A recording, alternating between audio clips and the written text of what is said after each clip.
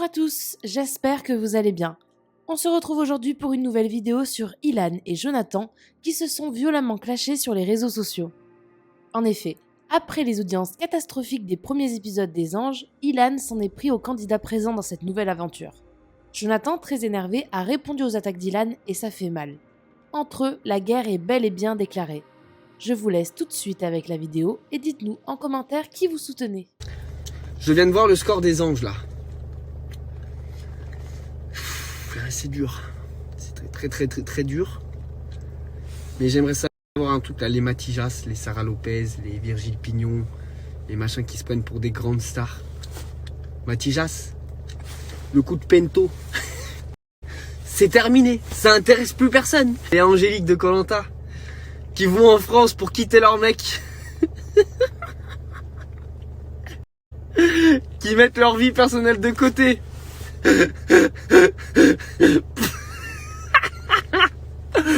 Pour pas gagner de followers. La vie est dure. Les mecs, je les voyais faire, ils allaient à l'avant-première comme ça en mode nous sommes des grandes stars à faire des grands snaps, des grandes stories. Genre on est suivis. Frérot, si vous êtes suivis, je peux pas tout faire tout seul. Je peux pas tout faire tout seul. Je veux dire, on a regardé les 2 premiers épisodes. C'est quand même pas mal axé sur moi. Je ne peux pas être de partout, les gars. J'y ai mis de ma personne, mais... Frérot. Jonathan Matijas, acteur. Mais acteur de quoi, mon ref? Coup de Pento à gauche.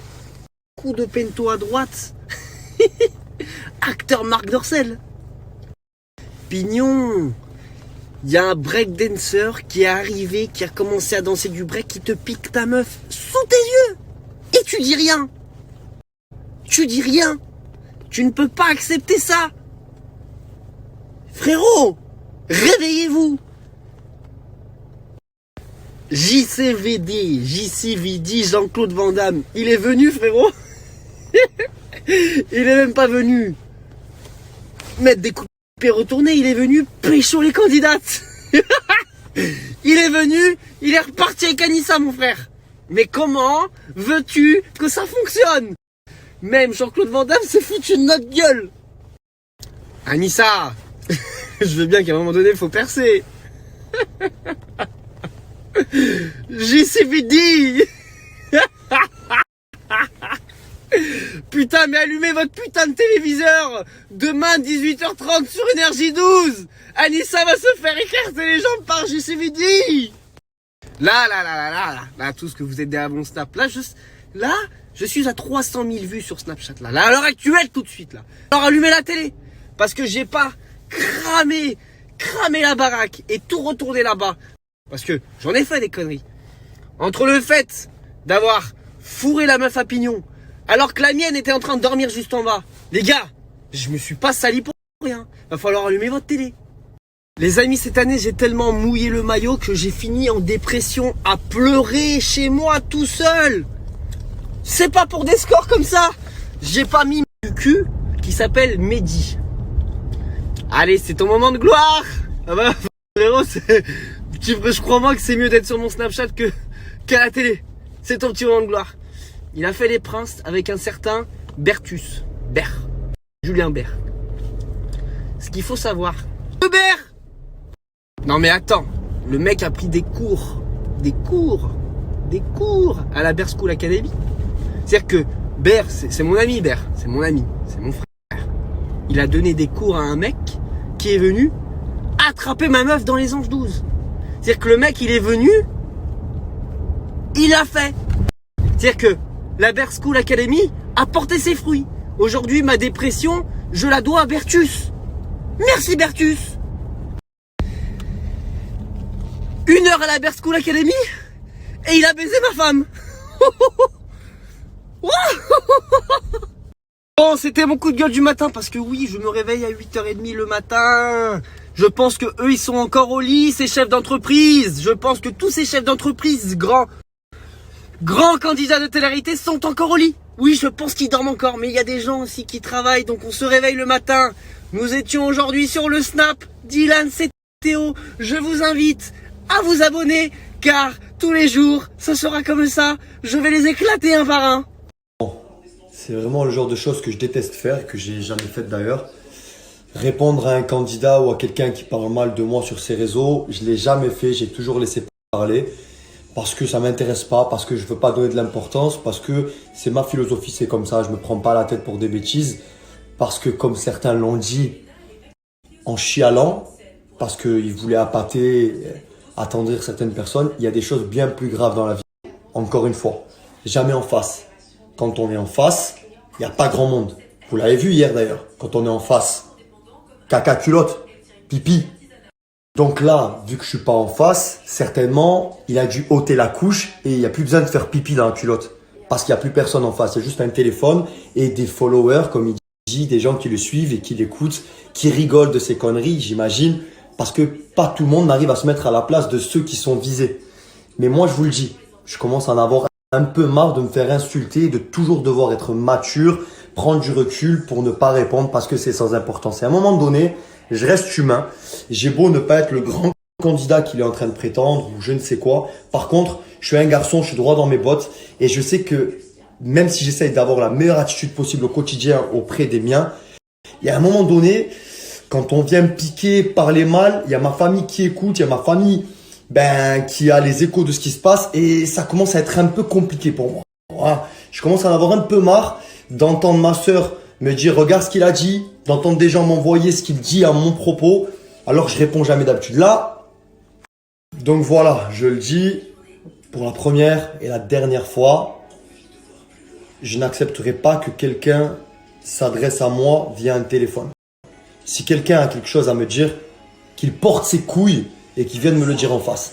Parce que du moment qu'il arrivera à faire ça, qu'il aura le courage pour le faire, pour venir m'affronter, avoir les mots qu'il faut, les arguments ou les cojones entre les jambes, à ce moment-là, je porterai le respect qu'il mérite. Mais là, pour le coup, quand j'entends Ilan, parce que c'est de toi dont il s'agit, critiquer tout le casting, remettre en question les scores qu'on a eu hier, parce que même s'ils sont catastrophiques, en attendant, nous on a fait les choses avec cœur. Et peu importe, on paye le prix des saisons précédentes qui ont été un peu compliquées. Toi, qui dis être beaucoup dans les épisodes, mais tu te critiques toi-même. Je comprends pas en fait. Tu es en train de dire que toi-même, tu as fait de la merde. Mais c'est nous que tu pointes du doigt. Tu te remets pas en question une seule seconde. Non, jamais. Pourquoi t'étais pas aux conférences? Pourquoi t'étais pas à tous ces moments-là où on était tous ensemble? C'est pas parce que tu ne voulais pas. Non, si t'étais pas là, c'est parce que la prod a eu peur que ça parte en cacahuète parce que tu es détesté par tout le monde. Si t'étais pas là, c'est parce que à certains moments, tu as aussi dit il vaut peut-être pas mieux que je vienne parce que je pense que ça peut vriller. Donc, c'est la preuve que tu n'as pas les cojones, mon ami. Donc, parle sur ton snap autant que tu veux. Autant que tu veux. En attendant, tu critiques ce que toi, tu as fait. Voilà, je te le dis. Et tu as beau faire le mariole, rigoler, alors qu'hier, tu pleurais parce que forcément, tu as vécu un moment difficile de revoir ces images. Quand on était là-bas et que je t'ai pris sous mon aisselle qui pue la transpiration et que tu pleurais et que tu me prenais comme si j'étais ton papa parce que j'étais là pour toi, parce que grand naïf que je suis, moi, j'étais là pour te réconforter même si j'avais la haine contre toi parce que tu parlais mal de moi. À ce moment-là, tu m'insultais pas. À ce moment-là, tu étais bien content que Sarah et moi, on soit là pour te réconforter, pour être à côté de toi parce qu'on est des gros naïfs. Oui, on a été des trous du cul, d'être là près de toi et te donner l'importance que tu méritais pas. Parce qu'au final, regarde, au fur et à mesure de la saison, notre relation a eu des hauts et des bas, mais on en revient toujours au même. C'est que même quand on te pardonne, même quand on veut croire en toi, tu nous déçois encore, tu vois. Donc, tu pourras dire ce que tu veux. Oui, tu as les ficelles, des candidats, tu connais ton métier, pas de problème. Mais en tant qu'homme, tu vaux quoi? Tu te regardes dans un miroir des fois? Maintenant, je te le dis. Ça me concerne. Moi, ça m'a agacé. C'est fait. On verra ce qui va arriver par la suite. Maintenant, je te le dis, tu es en train de spoiler le programme. Tu parles de certains candidats, tu parles d'Angélique, etc. Ils ont rien à voir dans toute cette histoire. En vérité, tu as la haine contre certaines personnes. On va pas se mentir. Et tu veux ramener des vues. Et tu veux faire parler de toi. Et nanani et nanana. Reste à ta place, Ilan. Parce qu'il y a des gens, tu peux pas jouer avec leur cerveau et leur morale. Tu sais pas après à quel point ça va les atteindre. Tu peux leur faire beaucoup de mal. Et tu le sais. Alors sois prudent avec ce que tu fais. Bref, j'ai assez perdu de temps. J'ai donné beaucoup trop d'importance à quelqu'un qui le mérite pas. Et oui, j'entends déjà des réactions. Parce que moi-même, je pense ça. des gens qui vont me dire arrête, pourquoi tu réponds, tu donnes trop d'importance à quelqu'un qui ne mérite pas, mais voyons, toi tu sais prendre le recul, lui pas, lui c'est son gagne-pain, etc. Je sais tout ça, mais voilà, je suis humain, je suis pas parfait et je pouvais pas le retenir parce que je l'avais là, la rage au ventre, c'était trop. C'est pas la première fois, donc d'habitude j'arrive à prendre sur moi, mais là j'y arrivais pas. Donc oui, je le dis haut et fort, les anges ont eu du mal à démarrer.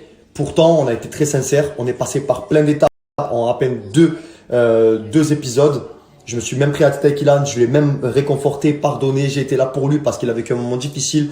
Et regardez comment aujourd'hui il nous chie dessus. Sauf que moi, Ilan, il n'y a personne qui me chie dessus. Tu comprends? Donc, il vaudrait mieux que tu connaisses où sont tes limites. Sinon, je viendrai te le rappeler.